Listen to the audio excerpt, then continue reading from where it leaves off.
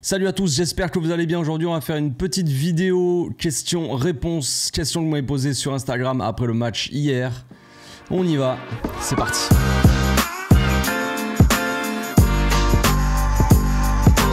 Au passage, n'hésite pas à nous rejoindre si c'est pas encore fait et à partager la chaîne autour de toi, ça fera plaisir à tonton. On a vécu des meilleurs moments, que ça soit question football ou que ça soit pour la chaîne. J'ai envie de dire, il y a pas mal de négativité en ce moment, pas mal de trucs comme ça qui sont pas très sains. C'est pas très sain tout ça. Après des matchs comme ça, c'est triste hein, en fait. Hein. L'être humain est d'une connerie abyssale. C'est assez fou. Il y a des commentaires sur ma chaîne, sur ma prochaine, qui ne sont pas affichés parce que c'est des commentaires insultants qui sont bloqués par YouTube, ou alors que je bloque moi-même, hein, je bannis le gars de la chaîne et c'est réglé. C'est triste. C'est triste, on arrive à un point où le Barça prend la tête des gens, ils vont jusqu'à t'insulter comme des petits... Donc moi, en fait, je peux pas... Le truc, c'est que je peux pas les insulter, tu vois, parce que c'est ma chaîne.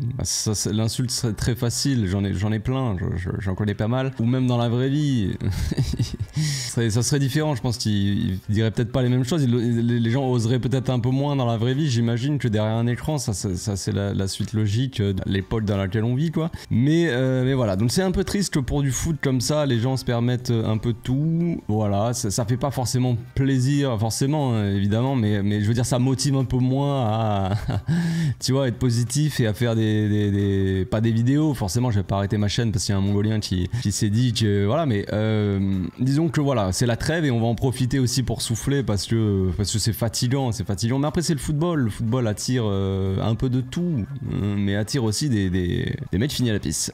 Donc vous avez été nombreux à me poser des questions malgré la défaite, il y a quand même pas mal de questions, je vais essayer d'en prendre un maximum comme d'habitude. La vidéo risque d'être longue, donc si toi tu n'aimes pas les vidéos longues, tu peux quitter la vidéo déjà à ce moment-là et éviter de commenter. La vidéo est trop longue, je sais, c'est comme ça, c'est la vie. Question de Liam qui dit: est-ce qu'il faudrait pas délaisser nos principes de jeu face au bloc bas sérieux? Alors c'est c'est le dilemme, peut-être la grande question, est-ce qu'il faut? C'est ce qu'on peut se dire. Moi c'est à certains moments c'est vrai que c'est ce que je me suis dit, ou c'est ce que je me suis dit par exemple avec l'Espagne de Luis Enrique pendant la Coupe du Monde, qui vraiment surdominait ses adversaires mais ne produisait rien, mis à part contre le Costa Rica. Mais voilà, et avec le Barça c'est un peu ça aussi, des fois on se dit est-ce qu'il faudrait pas délaisser notre philosophie de jeu entre guillemets, mais c'est un peu un aveu de faiblesse déjà peut-être, se dire que en fait on n'arrive pas à produire on va dire du beau football avec notre philosophie de jeu et gagner contre ces équipes. Il faudrait abandonner notre philosophie pour essayer de gagner. Déjà de faire cette démarche ça serait peut-être un aveu de faiblesse, ça pourrait être perçu comme ça en tout cas, je sais pas, peut-être pas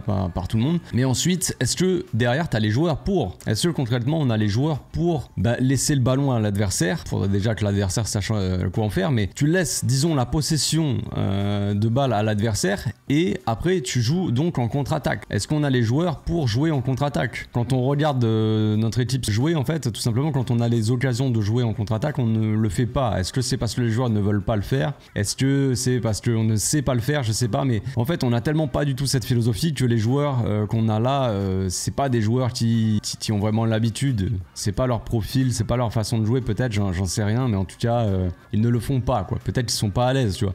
Si c'est pour jouer la contre-attaque, ne pas savoir la jouer et perdre rapidement le ballon et se faire prendre en gros en contre derrière et se prendre un but, tu vois, le problème du Barça actuellement de ce début de saison là, c'est aussi que on n'arrive pas à se mettre en place, on est un peu impatient dans le jeu, on veut attaquer un peu trop vite par moment et le bloc l'équipe n'est pas en place et on se fait prendre en contre et on se prend un but derrière, tu vois. Donc j'imagine si on jouait uniquement en contre-attaque comme ça, je sais pas si ça serait beaucoup mieux, tu vois, en soi.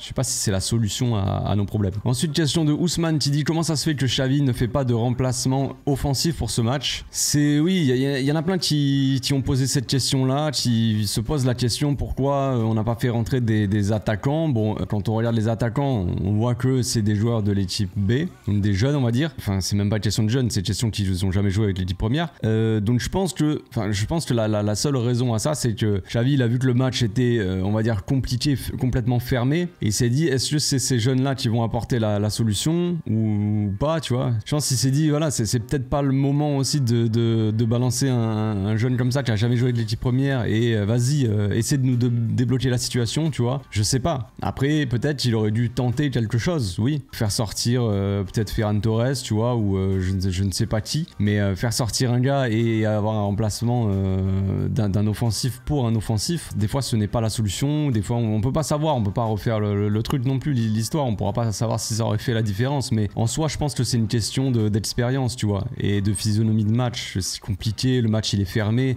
Est-ce que ces jeunes là qui n'ont jamais joué en équipe première, ils vont vraiment trouver la solution à eux? Je ne sais pas, tu vois, la question reste sans réponse de toute façon. Après, quand on voit les commentateurs de Beansport qui c'est compliqué un peu des fois, hein, se posent des questions, mais pourquoi tu fais rentrer Romeu? Bah, la réponse elle est assez évidente, mais bon après je ne sais pas tous. Quand tu fais rentrer Romeu, c'est pour que Gundogan joue plus haut, tu vois, logiquement. Et c'est ce qu'il a fait en fin de match, où Gundogan a joué un peu plus haut, il a essayé de débloquer mais il peut pas faire tout à lui tout seul, Gundogan. Moi je trouve que Gundogan a fait plutôt un bon match, même s'il a été assez critiqué encore une fois, mais il a fait plutôt un bon match en 6, puis après ensuite quand il a joué un peu plus haut, il était bon aussi. Donc Romeu rentre pour que Gundogan joue plus haut, tu vois, c'est un peu la solution aussi. Gundogan qui a l'expérience, Romeu aussi, donc tu fais un remplacement défensif entre guillemets pour qu'offensivement ça se passe un peu mieux, t'as une animation derrière ça se passe un peu mieux, tu vois. Ça n'a pas forcément fonctionné. Ensuite, question de Gerby qui dit trop d'erreurs, de déchets. Peut-on toujours parler de manque d'expérience? Non, là c'est pas un manque d'expérience. Là, quand on regarde l'équipe sur le terrain, c'est pas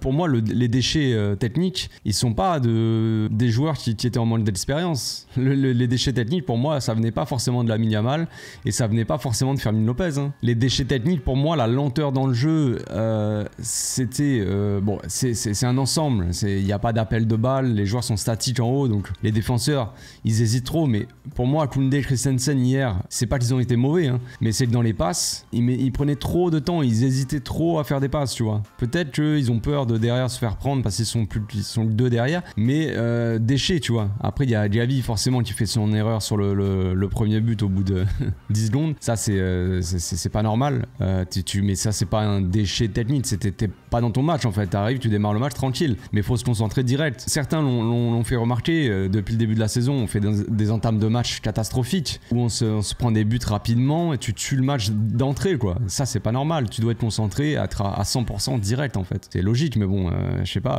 Apparemment, faut le répéter, quoi. Mais pour moi, le déchet technique aussi, Cancelo, je l'ai trouvé assez bon, tu vois. Il attaquait, il driblait des fois, mais il y a des fois où il faisait des passes qui étaient un peu approximatives. Et en fait, j'ai vu plusieurs séquences entre Koundé, Cancelo, Lamine aussi. Lamine est à côté de lui, il fait une passe pas précise. Lamine, il essaie de contrôler. Le ballon est trop long pour lui, alors que les mecs sont à côté, tu vois. C'est des mecs, normalement, il n'y a pas de déchets techniques, tu vois. Pas de déchets techniques avec Cancelo, avec le Koundé. C'est pas un manque d'expérience, tu vois. Donc c'est bizarre. Franchement, c'est assez étrange de voir ce genre de choses, je trouve. Ensuite, question de Joe Moody qui dit jusqu'à quand le Barça va se faire voler en Espagne? Faut faire quoi pour arrêter ça? On souffre. Et je ne sais pas quoi dire avec ça. C'est vrai que pour moi, le but n'aurait pas dû être annulé en fait. Ferran Torres, oui, il joue le ballon.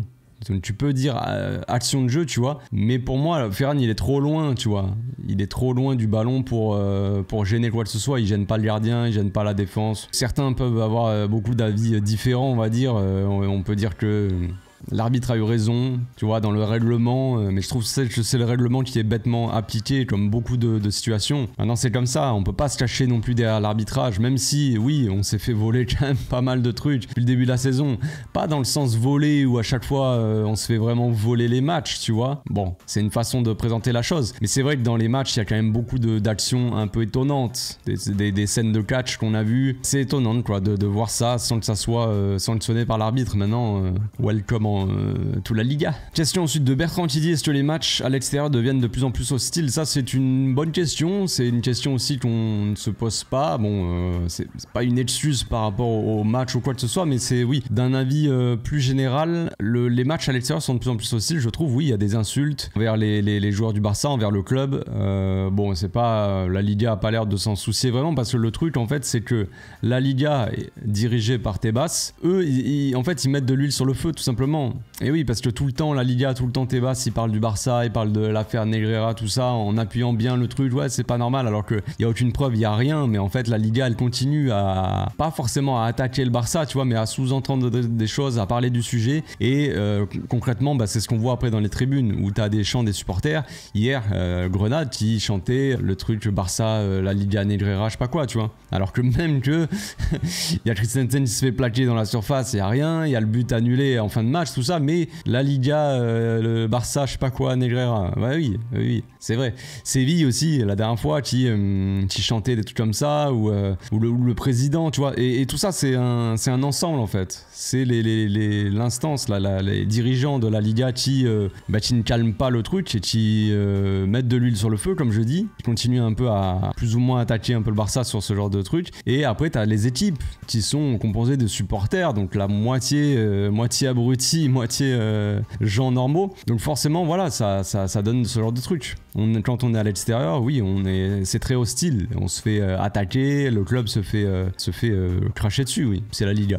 Ensuite, Esteban qui dit on perd nos matchs défensivement, dommage parce qu'offensivement on se crée des occasions. C'est vrai, quand on regarde, quand on prend un peu de recul sur le match, on peut se dire qu'offensivement c'est pas si catastrophique que ça, parce qu'il y a des occasions, il y a des, même si c'est pas, pour moi, c'est même pas pour moi c'est pas le problème de se créer des occasions. Pour moi le problème là il est ailleurs, il est dans il y a pas assez de combinaisons. Il y a un moment autour de la 20e minute, je m'en souviens parce que je me suis dit oh c'est la 20e, voilà, je sais pas, bref, je me suis noté ça dans ma tête, mais à la 20e minute on a une combinaison, le défenseur qui va toucher l'attaquant, je crois que c'était Ferran en une touche qui décale pour Félix ou Gavi, je sais plus, je crois que peut-être Gavi.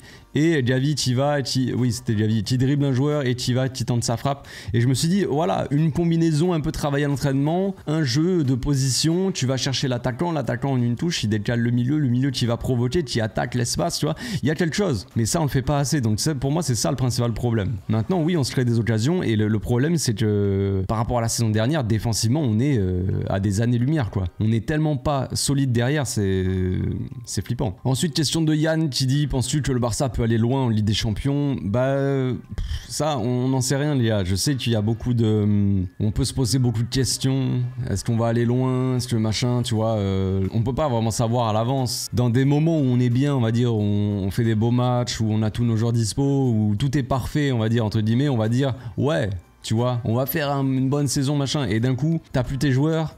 On est dans une période où on n'arrive plus trop à proposer du beau football ou à vraiment se faciliter les choses. Pour plein de raisons, pas uniquement parce qu'il manque les joueurs, parce que le coach apparemment n'y arrive pas. Ça sera, on en parlera peut-être un peu après. Mais il y a des choses, il y a rien qui fonctionne, on va dire, correctement. Et donc du coup maintenant on se pose la question, ouais, est-ce qu'on va vraiment aller loin en Ligue des Champions? Là on va dire non en fait, tu vois. Donc c'est un peu la culture de l'instant, tu vois, où on se dit selon la période, on peut pas dire quand tout va bien, tu vois, on a gagné 5-0 contre Betis et Antwerp, là les deux matchs magnifiques d'affilée, deux seuls matchs, et on dit voilà, c'est bon, ramenez-nous le Bayern, tu vois, et là d'un coup on est moins bien, on va avoir du mal, toi. Il faut doser un petit peu, il faut voir un peu ce qu'on peut faire. Évidemment que quand en Ligue des Champions on aura tout le groupe qui sera de retour, là ça va mieux se passer. Mais c'est ça le problème, moi, que je trouve qu'on a actuellement. Le problème principal, c'est que quand on n'a pas nos joueurs, après c'est normal, là il nous manque la moitié de l'équipe de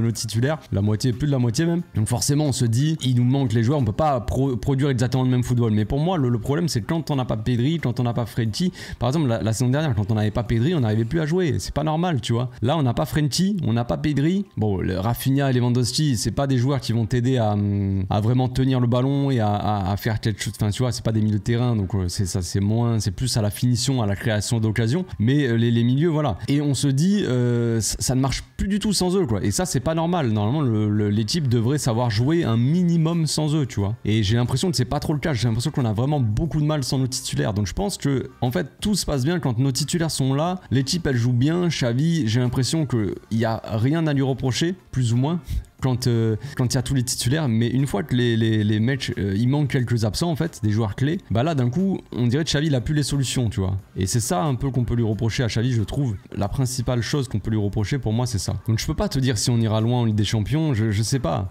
Mais si nos joueurs sont de retour, je pense que tout va mieux se passer, on va dire. Et il y aura plus toute cette négativité, j'imagine, au prochain blessé. Ensuite, il y a Baifal qui dit: c'est bizarre de le dire, mais Roberto et Roméo ont fait une bonne rentrée. Oui, on peut le souligner dans cet océan de négativité, de tristesse. Oui, Roberto est rentré et a marqué. Roméo est rentré, il a fait un bon match, on va dire. Il était dans son match direct, il est rentré, il a imposé son... En fait, la rentrée de Roméo hier, c'est ce qu'on attend de Roméo, quoi. C'est un mec qui s'impose, en fait. Qui s'impose, qui impose son physique. T'as un physique, frère, de CRS. Donc, tu rentres sur le terrain, t'imposes direct ta loi, on va dire. Tu es le policier sur le terrain, c'est toi qui fais la loi, tu rentres, tu fais la loi. C'est ça qu'on attend de toi. Après, tu peux pas être un monstrueux et sortir aussi. Tu pourrais être monstrueux, sortir des masterclass contre des grosses équipes, ce que tu veux. Mais ce qu'on attend, c'est vraiment qu'il soit costaud, qu'il mette de l'engagement et qu'il en impose au milieu, qu'il récupère, qu'il fasse parler son physique, qu'il sécurise le jeu. J'attends pas de Roméo qui passe tout le terrain et qu'il mette N'Kala Messi, N'Kala Roméo et qu'il mette... Non, on n'attend pas ça de Roméo. On attend qu'il fasse jouer son physique et qu'il soit propre, tu vois, et quand même qu'il fasse des passes intéressantes de temps en temps, tu vois. Mais pas du Busquets, mais un minimum, tu vois. Et là, l'entrée qu'il fait hier, elle est bonne, tu vois. Et elle était comme ça, tu vois. Et c'est ça qu'on attend de Roméo quand il joue. Et là, dernièrement, c'était pas trop ça. Donc oui, on peut les féliciter, ils ont fait quand même une bonne entrée. Ensuite, on a Riyad qui dit: ça tire pas mal sur Ferran, mais si Lewandowski avait fait le même match, personne n'aurait rien dit. Ouais, c'est un peu ça, hein. De toute façon, c'est comme ça.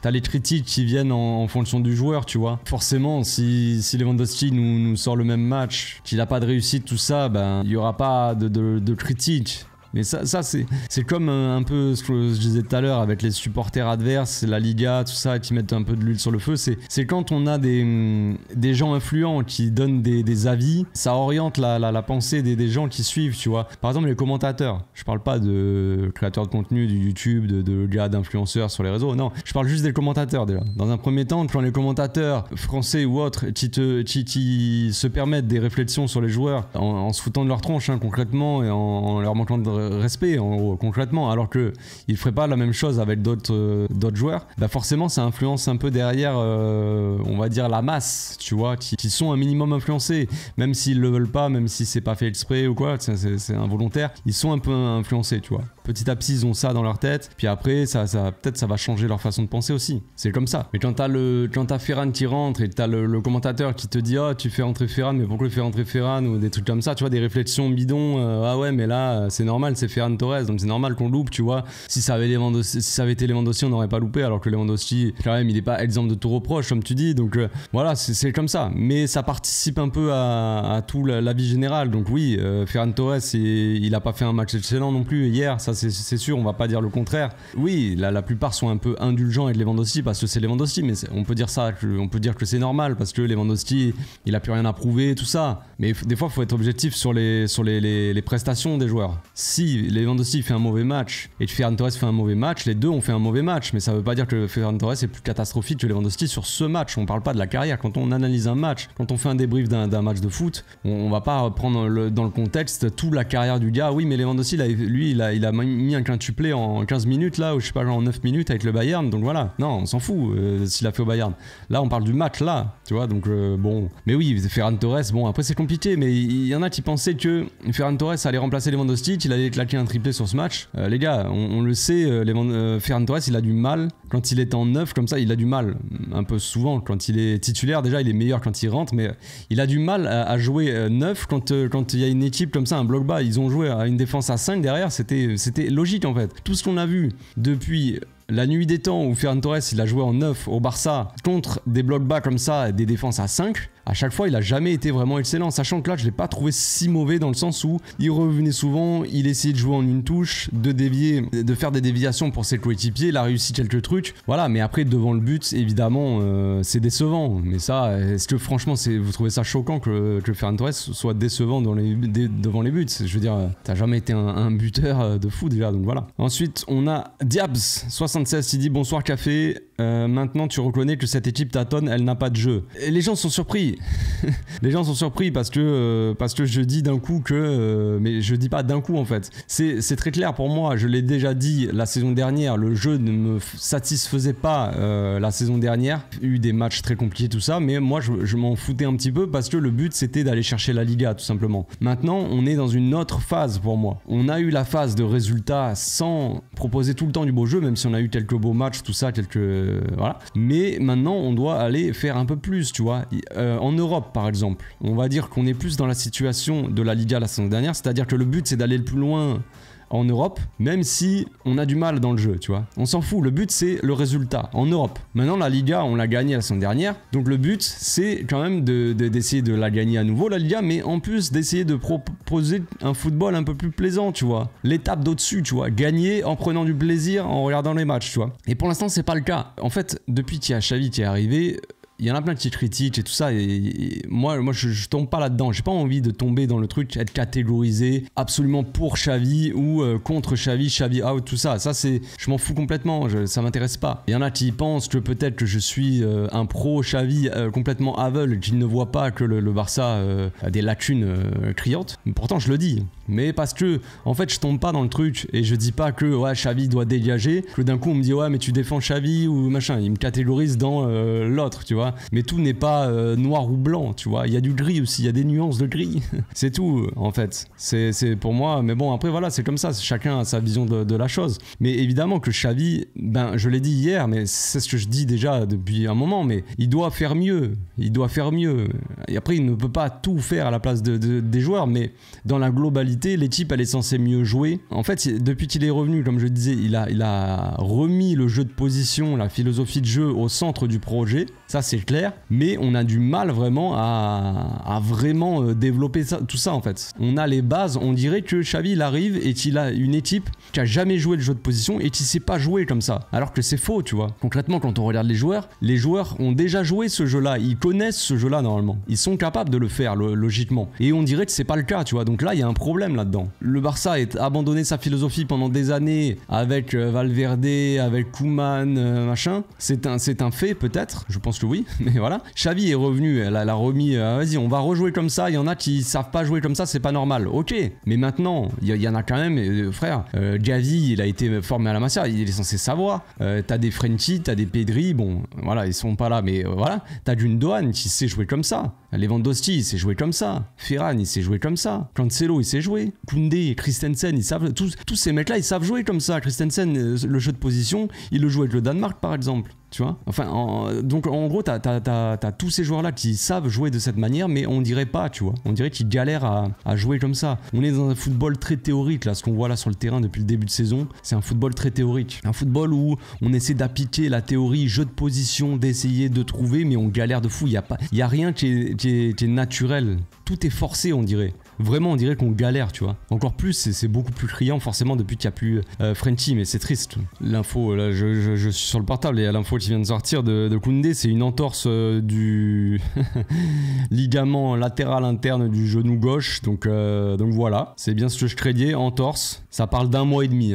d'absence pour Koundé, donc c'est vraiment incroyable. C'est ce qu'on disait hier, hein. Je disais dans le débrief, l'info qu'on a vue, c'est ouais, Koundé, soi-disant, c'est pas très grave. Voilà, lendemain, analyse, qu'est-ce qu'on fait, on regarde un peu ce qui se passe. Ah, entorse, 1 mois et demi. C'est génial. C'est génial ce qui est en train de se passer. C'est ça qui est frustrant aussi, c'est que tu peux pas tu peux pas tout mettre sur le dos des absents. Genre, il y a trop d'absents, donc tu peux pas proposer du beau football, mais ça n'aide pas. On est en train de perdre tous nos joueurs. C'est fou quand même. On est au mois d'octobre, on est en train de perdre tous nos joueurs. Et il y en a qui parlent du staff médical, les gars, mais là c'est des blessures, c'est des torsions, c'est des coups. Frenkie, pareil, c'est un coup, il s'est tordu la cheville en essayant de récupérer un ballon. Ça n'a rien à voir avec la préparation physique. Lewandowski, pareil, c'est un tacle, c'est un coup en torse. Bah ouais, mais ça n'a rien à voir avec la préparation. Et là c'est pareil, Koundé, c'est Gavi qui lui tombe dessus parce qu'il essaie de récupérer un ballon sur le... C'est pas de chance, mais c'est pareil, c'est une torsion, c'est un coup, c'est un choc. Ça n'a rien à voir avec la préparation, tu vois. Le mec il va se préparer physiquement et s'il se fait tacler, enfin s'il se met un coup de couteau dans le ventre, c'est la préparation physique, non.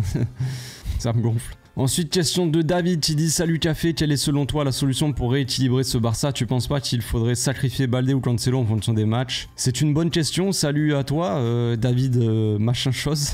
C'est possible, franchement c'est possible, c'est une bonne question. Moi c'est pour rééquilibrer ce Barça là, c'est vrai qu'on avait la saison dernière une bonne défense, la fameuse défense, la BAC, Araujo, Koundé, Christensen et Baldé. Maintenant, bon, de toute façon, avec Koundé qui est absent, ça me paraît assez réglé, mais cette histoire. Mais oui, je pense que pour rééquilibrer un peu cette équipe, il faudrait repartir avec une défense à 3. On peut pas rester comme ça, avec une défense à 2 et des joueurs comme ça qui se permettent de monter sans qu'il y ait de la sécurité derrière. C'est pas un problème que les joueurs ils montent, ils attaquent. On doit se permettre d'attaquer, de proposer un football attractif, tu vois. Donc on va pas rester tous en défense. Mais derrière, si t'as pas de sécurité, ça ne marche pas. Regardez le City de Pep, on va pas prendre exemple tout le temps sur Pep Guardiola et City, mais Pep il joue à 3 derrière, tu vois. Et pourtant voilà, il joue de manière très offensive, mais il arrive à avoir cette maîtrise. Bon, il a pas les mêmes joueurs, il a pas le contexte c'est totalement différent, mais quand même il joue à 3 derrière et on a cette sécurité, cette solidité, un peu ce bloc, tu vois. Et nous là, cette saison, depuis qu'il y a Cancelo il joue milieu, alors certes c'est bien, il joue milieu s'il veut. Baldé il joue ailier et du coup derrière on est que 2. On a Christensen et Koundé depuis le début de la saison et ça ne marche pas. Ils sont livrés à eux-mêmes derrière, c'est très compliqué. Alors que la saison dernière, quand on jouait à 3 derrière, on était beaucoup moins exposé. Mais il y a une grosse différence aussi par rapport à la saison dernière, c'est le contre-pressing. Et le pressing, tout court. Pressing et contre-pressing qui était beaucoup plus efficace la saison dernière. Qu'est-ce qui a changé entre temps?